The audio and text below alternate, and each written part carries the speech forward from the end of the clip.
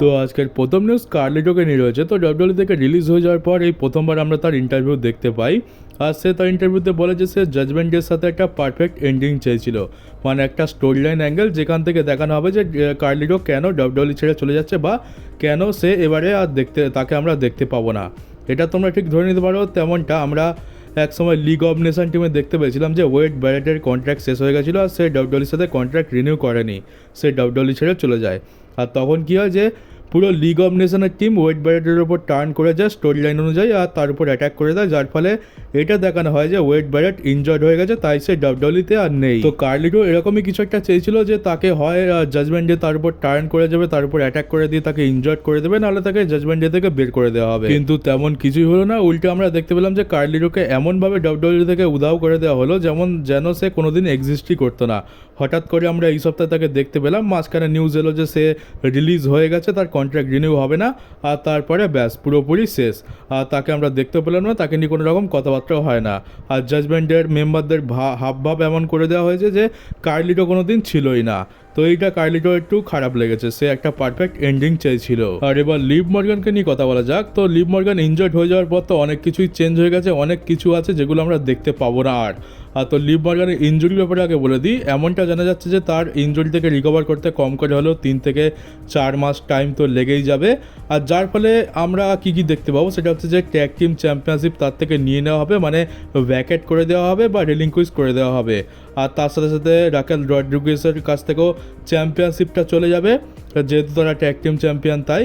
আর তারপরে হচ্ছে 2 নম্বর হচ্ছে যে আমরা নিকি বেলার সাথে তার আর ফিউড দেখতে পাবো না, যেটা এভলিউশনে হওয়ার কথা ছিল সেটা আর হবে না। আর যেহেতু লিভ মর্গান আর রাকেল রড্রিগুয়েজ একসাথে নিকি বেলার এগেনস্টে যাবে না, তাই হয়তো ব্রি বেলাও এখানে যোগ দেবে না। ব্রি বেলারও রিটার্নটা একটু অন্যরকম হয়ে যাবে, হয়তো করানো হবে না, নয়তো অন্য কোনো জায়গায় করানো হবে।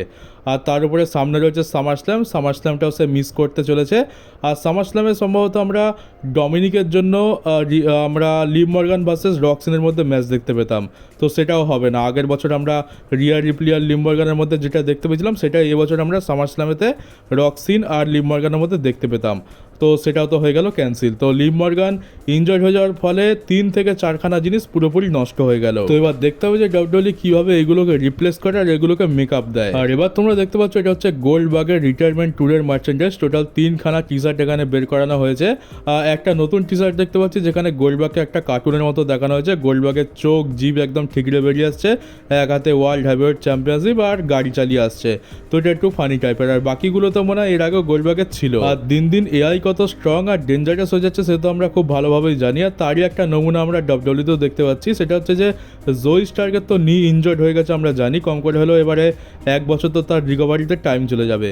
তো কি হয় যে কোনো একজন ফ্যান মজা করে বা সিরিয়াসভাবে তো জানি না, তবে এআই দিয়ে একটা ভিডিও বানায় যেখানে জোই স্টার্ক এটা বলছে যে সে ডব্লিউডব্লিউ থেকে রিটায়ার হয়ে গেছে, সে মানে আর কোনোদিন রেসলিং করতেই পারবে না, তার ইনজুরিটা এত বেশি সিরিয়াস। তো এটা এআই দিয়ে একটা ভিডিও বানানো হয়েছিল, এটা দেখে তো সবাই, এটা মানে প্রথমে তো খুব ভাইরাল হয় আর সবাই তো দেখে অবাক হয়ে যায়, কিন্তু তারপর জোই স্টার্ক নিজেই ক্লিয়ার করে দেয় যে ওটা একটা ফেক ভিডিও ছিল, ওটা একটা এআই দিয়ে বানানো ছিল। ওটা মানে ওটা জোই স্টার্ক ছিল না, ওটা এআই দিয়ে বানানো একটা ভিডিও ছিল। তো এটা একদম ফেক নিউজ, সে রিটায়ার হচ্ছে না, সে ইনজুরি থেকে রিকভার করে আবার রেসলিং রিংয়ে রিটার্ন করবে। আর এর পরের নিউজটা আন্ডারটেকার রিলেটেড রয়েছে। তো আন্ডারটেকার ডব্লিউডব্লিউর ক্রিয়েটিভ টিম জয়েন করে নিয়েছে, মানে এবার থেকে সেও বেশ ক্রিয়েটিভ ইনপুট দিতে পারবে স্টোরি লাইনের মধ্যে, আর সেও এবারে ম্যাচ প্রডিউস করতে পারবে। তো আমি একটা জিনিস বুঝতে পারি না যে সব প্রডিউসার রাইটাররাকে লাভ কী, কারণ এরা তো স্টোরি লাইন লিখে দেয়, কোথায় কী হবে সেটা লিখে দেয়, কিন্তু তারপরে সেটা ট্রিপল এইচ ফাইনাল ডিসিশন নেয়, ট্রিপল এইচের কাছে আসে, তারপর সে নিজের মতো করে প্ল্যান চেঞ্জ করে দেয়।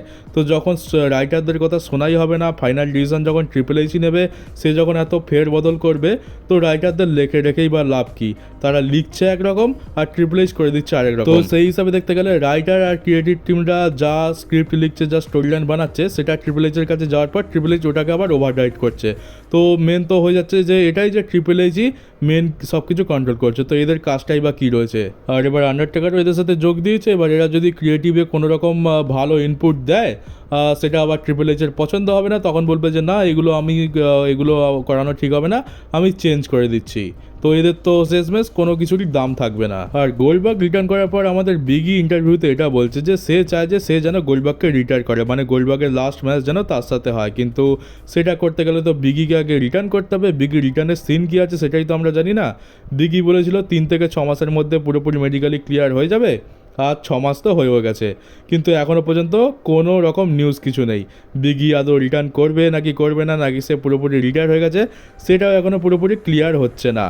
তো তাকে যদি ম্যাচ লড়তে হয় তাহলে তাকে তো রিটার্ন করতে হবে, আর কবে সে রিটার্ন করবে সে তো কেউই জানে না। আর এর পরের নিউজ হচ্ছে আমাদের রে মিস্টেরিওর মেয়ে আর আমাদের ডমডম ভাইয়ের বোন আলিয়া মিস্টেরিও এখন অফিসিয়ালি গ্র্যাজুয়েট হয়ে গেছে। সে গ্র্যাজুয়েশন কমপ্লিট করে নিয়েছে, আর এটা তারই ফটো। আর শার্লেট ফ্লেয়ার তার ইন্টারভিউতে এটা বলে যে রেসলম্যানিয়া 35-এ তাদের যে ওমেন্স ডিভিশনের ম্যাচটা মেন ইভেন্ট করেছিল, Charlotte Flair Becky Lynch versus Ronda Rousey, সেই ম্যাচটা তার খুব একটা পছন্দ হয়নি। তো পছন্দ হবেই বা কী করে, ম্যাচে তো এক গাদা বস ছিল, এমনকি ম্যাচের এন্ডিংটাও খুব একটা ভালো ছিল না, এন্ডিংয়ে তো বচ হয়ে যায়। তো ওই জন্য ওই ম্যাচটা অতটাও খুব একটা পছন্দ করছে না শার্লেট ফ্লেয়ার। আর শার্লেট ফ্লেয়ার এটা বলে যে সে এটা মনে করে যে যদি ওমেন্স ডিভিশনের কোনো ম্যাচকে রেসলম্যানিয়া মেন ইভেন্ট করতে হয় তাহলে রেসলম্যানিয়াকে নাইট 1-এর করতে হবে, নাইট 2 করলে নাকি ওমেন্স ডিভিশনের ম্যাচ রেসলম্যানিয়া মেন ইভেন্ট করতে পারবে না। তো এটা তো বড় আজব থট হয়ে গেল। এমনিতে হচ্ছে একটা দিনের যদি রেসলম্যানিয়া হয় তাহলে সেখানে অনেক বড় বড় ম্যাচেস তো থেকেই যায়, মানে মেল ডিভিশন থেকে, তো সেটাই হয়ে যায় মেন ইভেন্ট। কিন্তু ওমেন্স ডিভিশনের তো এমন কোনো ম্যাচ নেই বা এমন কোনো টপ স্টোরি লাইন নেই যেটা মেন ইভেন্ট করতে পারে। একমাত্র যদি দুটো নাইটের রেসলম্যানিয়া হয় তাহলে একটা বড় ওমেন্স ডিভিশনের স্টোরি লাইনকে মেন ইভেন্ট করানো যেতে পারে, আর অপরদিকে নাইট 2 তো মেল ডিভিশনই মেন ইভেন্ট করবে। তো এখানে তো শার্লেট ফ্লেয়ারের সাথে আমি একমত নয়। ওমেন্স ডিভিশনের ম্যাচ যদি মেন ইভেন্ট করাতে হয় তাহলে সেই লেভেলের স্টোরি লাইনও দিতে হবে। আর যতই বলো যে রেসলম্যানিয়া ওমেন্স ডিভিশনের ম্যাচ মেন ইভেন্ট করবে, কিন্তু বাস্তব হচ্ছে যে কেউই সেটা দেখতে চায় না। আমরা বলে তো দিই অনেক কিছু, কিন্তু আমরা সত্যি কথা হচ্ছে যে আমরা রেসলম্যানিয়ার মেন ইভেন্টে ওমেন্স ডিভিশনের ম্যাচ দেখতেই চাই না। মেল ডিভিশনের যে মেন স্টোরি আছে আমরা সেটাই মেন ইভেন্টে দেখতে চাই। আর যদি রেসলম্যানিয়া নাইট 1-এর হয় তাহলে তো আমরা আরোই দেখতে চাইবো না, কারণ রেসলম্যানিয়া 35-এ তো আমরা সেরকমই দেখতে পেলাম। তো যদি রেসলম্যানিয়া দুটো নাইটের হয় তাহলে একটা নাইটে আমরা সহ্য করে নেব, যেমনটা একবার আমরা বিয়াঙ্কা ব্লেয়ার আর সাশা ব্যাঙ্কসের মধ্যে নাইট 1-এর মেন ইভেন্ট দেখতে পেয়েছিলাম, কিন্তু বাকিটা তো আমার মনে হয় না যে কেউ অ্যাকসেপ্ট করবে। আর এর পরের নিউজ জুলিয়াকে নিয়ে রয়েছে। তো এমনটা নিউজ আসছে পিডব্লিউ ইনসাইডারের তরফ থেকে যে ডাব্লিউডব্লিউ জুলিয়াকে বেশ ভালোভাবে পুশ করবে, যেমনি আমরা রতে স্টেফনি ব্যাকারকে দেখতে পাচ্ছি, ঠিক তেমনই আমরা স্ম্যাকডাউনেতে জুলিয়াকে পুশ পেতে দেখতে পাবো। তো তার জন্য ভবিষ্যতে অনেক বড় সড়ো কিছু অপেক্ষা করছে। আর এবার তোমাদেরকে ডাব্লিউডব্লিউর বাইরের একটা নিউজ দিই। তো এইডব্লিউর একজন রেসলার রয়েছে যার নাম হচ্ছে বিস্ট মর্টোস। এর একটা ইউনিক ক্যারেক্টার রয়েছে, বেশ ভয়ঙ্কর। তো এই বিস্ট মর্টোসকে তো আমরা খুব একটা চিনি না, কিন্তু একটা স্পেশাল জিনিস হচ্ছে যে আমরা দেখি যে সাধারণত যারা প্রফেশনাল রেসলার হয় তারা কিন্তু রেসলিংই করে, এছাড়া বাইরে আর কোনো রকম প্রফেশনের সাথে যুক্ত নেই। কিন্তু বিস্ট মর্টোস শুধুমাত্র রেসলার নয়, এখন থেকে সে একজন উকিলও বটে। মানে সে রেসলিং করতে করতে ওকালতির পড়াশোনা করছিল, আর সে ওকালতির এক্সাম দেয় আর সে পাস করে গেছে। আর 2-3 মাস পর সে পুরোপুরি একজন লয়ার হয়ে যাবে। তো সে বাস্তব জীবনে একজন লয়ার হওয়ার সাথে সাথে সে একজন প্রফেশনাল রেসলার। তো এরকম কম্বিনেশন আমরা খুব একটা দেখতে পাই না। এটা তো খুবই দারুণ একটা ইউনিক জিনিস হয়ে গেল। এক তো তুমি রেসলিং রিংয়ে সবার সাথে লড়াই করতে পারবে, আর বাইরের জগতে তুমি আইন নিয়ে সবার সাথে লড়াই করতে পারবে। তো লয়ার আর রেসলারের কম্বিনেশন খুবই দারুণ একটা জিনিস। আর এরপরের নিউজটা নিকি বেলাকে নিয়ে রয়েছে, আর যেটা একটু আজব টাইপের, কারণ হচ্ছে যে নিকি বেলা রিটার্ন করেছে, সেই জন্য ফ্যান্সরা খুশি নয়, আর তাকে সোশ্যাল মিডিয়াতে ক্রিটিসাইজ করা হচ্ছে। নিকি বেলা নিজে এটা সবাইকে বলছে যে এই প্রথমবার দেখছি যে কেউ রিটার্ন করলো আর সেটা নিয়ে ফ্যান্সরা খুশি নয়, মানে রিটার্ন করেছে বলে তাকে ক্রিটিসাইজ করা হচ্ছে। তো এ তো বড় আজব সিচুয়েশান হয়ে গেল। মানে ফ্যান্সরা চাই না যে নিকি বেলা রিটার্ন করুক বা তাকে আমরা দেখতে পাই, এতটাই চোখের বিষ হয়ে গেছে নিকি বেলা ফ্যান্সদের চোখে। তো এর থেকে তো নিকি বেলা রিটায়ার হয়ে যাওয়াই ভালো ছিল, বেকার বেকার রিটার্ন করলো আর এখন সম্মান খোয়াচ্ছে, একে তো কেউ দেখতেই চাইছে না। আর আমরা এই রিটার্নের সময় যে রিয়াকশান দেখতে পেয়েছিলাম সেটা দেখে পরিষ্কার হয়ে গেছিলো যে ফ্যান্সরা খুব একটা তো একে পছন্দ করছে না। মানে আগে যেরকমভাবে পছন্দ করতো এখন তাকে একদম কেউ দেখতেই চায় না। আর এরপরে নিউজটা আমাদের ডাব্লিউডব্লিউর আগের একজন সুপারস্টার ম্যাট রিডালকে নিয়ে রয়েছে। তোমরা ম্যাট রিডালকে তো অবশ্যই ভুলে যাওনি। তো ম্যাট রিডাল কী করেছে যে অনলি ফ্যান্সে অ্যাকাউন্ট খুলে নিয়েছে। তো অনলি ফ্যান্সে কী হয় তোমরা তো জানো, মেয়েদের কথা তো বুঝতে পারছি, অনেকে বাধ্য হয়ে করে কোনো উপায় না থাকলে, আর অনেকে তো ইচ্ছা করেই করে। বেশিরভাগ তো ইচ্ছা করেই অনলি ফ্যান্সে আসে, তাদের মানে আলাদাই সমস্ত ফ্যান্টাসি থাকে। যেমন উদাহরণস্বরূপ ধরে নাও ম্যান্ডি রোজ। কিন্তু ভাবছি যে এখানে আমাদের ম্যাট রিডাল কী করছে, ম্যাট রিডাল অনলি ফ্যান্সে চলে এসছে। তোমরা তো জানো অনলি ফ্যান্সে কী হয়, তো সেখানে এরকম ধরনেরই ভিডিও বা ফটো পোস্ট করবে। আর তার সাবস্ক্রিপশান রেখেছে প্রতি মাসে $20 করে।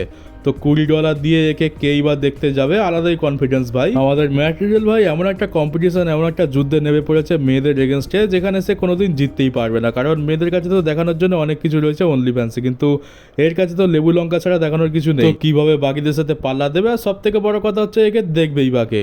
আর এর পরের নিউজ রয়েছে ফিন বেলারকে নিয়ে। তো ফিন বেলারকে জিজ্ঞেস করা হয় সে কি ভবিষ্যতে কোনোদিন হলিউডে যাবে, তো ফিন বেলার বলে দেয় যে সে হলিউডে কোনোদিনও যাবে না, তার হলিউডে যাওয়ার কোনো রকম প্ল্যান নেই।